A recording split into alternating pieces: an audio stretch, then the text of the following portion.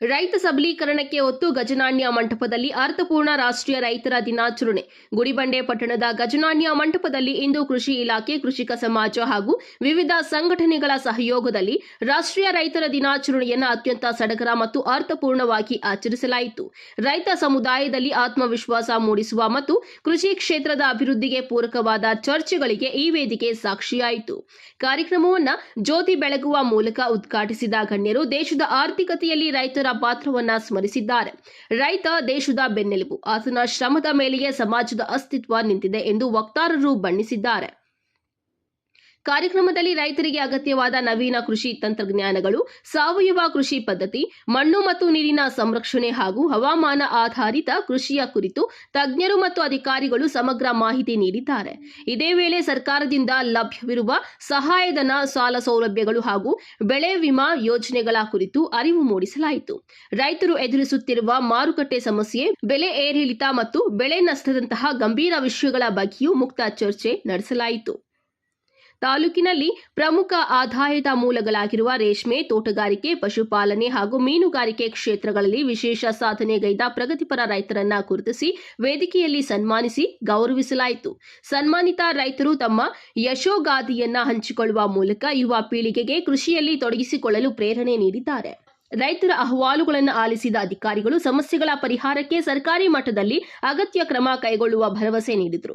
ಕೃಷಿ ನೀತಿಗಳ ರಚನೆಯಲ್ಲಿ ರೈತರ ಸಹಭಾಗಿತ್ವದ ಅಗತ್ಯವನ್ನ ಪ್ರತಿಪಾದಿಸಿದರು. ಒಟ್ಟಾರೆಯಾಗಿ ಅನ್ನದಾತನಿಗೆ ಗೌರವ ಸಲ್ಲಿಸುವ ಮೂಲಕ ಕೃಷಿ ವಲಯದಲ್ಲಿ ಬಲಿಷ್ಠಗೊಳಿಸುವ ಸಂಕಲ್ಪದೊಂದಿಗೆ ಕಾರ್ಯಕ್ರಮ ಯಶಸ್ವಿಯಾಗಿ ಸಂಪನ್ನಗೊಂಡಿತು. ವರದಿ ಸತೀಶ್ ಬಾಬು, ನಂದಿ ಟಿವಿ, ಗುಡಿಬಂಡೆ. ಇಲಾಖೆಗಳಿಗೆ ಎಲ್ಲರಿಗೂ ಸಮಾನ ರೆಸ್ಪಾನ್ಸಿಬಿಲಿಟಿ, ಜವಾಬ್ದಾರಿ ಇರುವಂತಹ ಒಂದು ಕಾರ್ಯಕ್ರಮ. ಆದರೆ ದುರದೃಷ್ಟವಶಾತ್ ಕೃಷಿಗೆ ಪೂರಕವಾದಂತಹ ಇಲಾಖೆ ಇಲ್ಲಿ ವರ್ಷ ನಾನು ಕೈ ಎತ್ತಿಸ್ತೇನೆ, 40%ಕ್ಕೂ ಹೆಚ್ಚು ರೈತರು ತರಕಾರಿ, ಹಣ್ಣು ಮತ್ತು ಫಲಗಳು ಏನಿದೆ ಅದಕ್ಕೆ ಅಂದರೆ ತೋಟಗಾರಿಕೆಗೆ ಸಂಬಂಧಿಸಿದಂತೆ ಬೆಳೆಯುವಂಥ ರೈತರುಗಳೇ ಇರುವಂಥದ್ದು 40%ಕ್ಕಿಂತ ಹೆಚ್ಚು ಅಂತಲೇ ಹೇಳ್ಬೋದು. ಆದರೆ ಆ ಇಲಾಖೆಯ ಪ್ರತಿನಿಧಿನೇ ಇರೋದಿಲ್ಲ. ಯಾಕೆ SCDH ಇಲ್ವಾ, EHOs ಇಲ್ವಾ, EDH ಇಲ್ವಾ, ಯಾಕೆ ಇದ್ರ ಬಗ್ಗೆ ಜವಾಬ್ದಾರಿ ಇಲ್ವಾ ಅಂತ ದಯವಿಟ್ಟು ಕ್ಷಮಿಸಬೇಕು. ಯಾರೊಬ್ಬರು ಬಂದು ಅವ್ರಿಗೆ ಮಾಹಿತಿ ಕೊಡ್ಬೇಕಲ್ಲ, ದಯವಿಟ್ಟು ತಪ್ಪು ತಿಳಿಬೇಡಿ. ಯಾಕೆಂತಂದ್ರೆ ಜವಾಬ್ದಾರಿಯುತವಾಗಿರೋದು ನಾನು ಹೇಳ್ತಾರೆ. ಮತ್ತೆ ಮಾರ್ಕೆಟಿಂಗ್ ಸಂಬಂಧಪಟ್ಟಂತೆ ನಾನು ಇದನ್ನ ಯಾಕೆ ಹೇಳ್ತಾ ಇದ್ದೀನಿ ಅಂದ್ರೆ, ಪ್ರತಿಯೊಂದು ವಸ್ತುಗಳು ಪ್ರತಿ ಒಂದು ಪಿನ್ನಿಂದ ಹಿಡಿದು ಪ್ಲೈನ್ ಅಂತ ಹೇಳ್ತೀವಿ ನಾವು. ಪ್ಲೇನ್ ಗುಂಡು ಪಿನ್ನು, ಸೂಜಿ, ಏನು ನಾವು ಹಾಕೊಳ್ಳುವಂತಹ ಬಟನ್ ಇಂದ ಹಿಡಿದು ಪ್ರತಿಯೊಂದಕ್ಕೂ MRP ಇದೆ. ನಾವು ಬೆಳೆಯುವಂತಹ ರೈತರು ಬೆಳೆಯುವಂತಹ ಪ್ರಾಡಕ್ಟ್ ಏನಿದೆ ಇವತ್ತಿನ ದಿವಸ ಕಣ್ಣಿಗೆ ಬರುತ್ತೆ. ನಿಜವಾಗ್ಲೂ ಕೊತ್ತಂಬರಿ ಸೊಪ್ಪು ಮಾಡ್ತಿರುವಂತಹ ಪರಿಸ್ಥಿತಿ ನೋಡ್ಬಿಟ್ರೆ ಇವತ್ತಿನ ದಿವಸ ಇಷ್ಟು ದಪ್ಪ ಕಟ್ಟು 10 ರೂಪಾಯಿ ಅಂತ ಹೇಳ್ತಾರೆ. ರೈತರಿಗೆ ಎಲ್ಲಿ ಇದಿದೆ ಅಂದ್ರೆ, ರೈತ ಬೆಳೆದಂತಹ ಉತ್ಪನ್ನಗಳಿಗೆ ಮಾರ್ಕೆಟಿಂಗ್ ಸಂಬಂಧಪಟ್ಟಂತೆ ನಮ್ಮ ಗುಡಿಬಂಡೆನಲ್ಲಿ APMC ಇಲ್ಲ.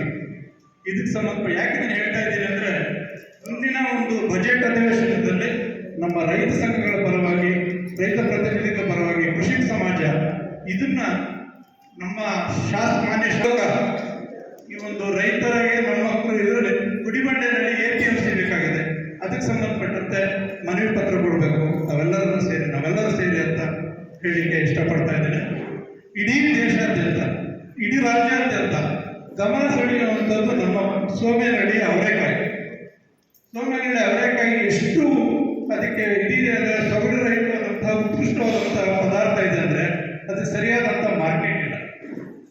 ಪ್ರತಿ ಶತಮಾನಗಳಿಂದ ಇದಕ್ಕೆ ಸಂಬಂಧಪಟ್ಟಂತೆ ಪಟ್ಟಣ ಪಂಚಾಯತಿ ವ್ಯಾಪ್ತಿ ಬರುತ್ತೆ ಗೊತ್ತಿಲ್ಲ, ಅದು ಇಲ್ಲ ತಾಲೂಕು ಆಡಳಿತ ವ್ಯಾಪ್ತಿ ಬರುತ್ತೆ ಗೊತ್ತಿಲ್ಲ.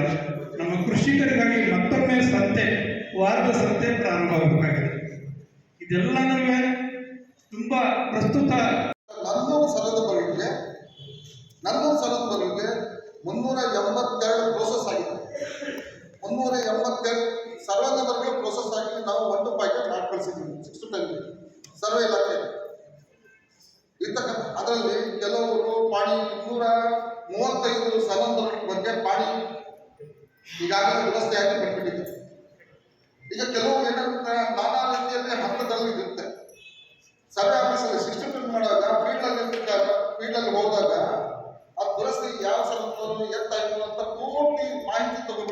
ಫೀಲ್ಡ್ ಹೋಗ್ತಾರೆ.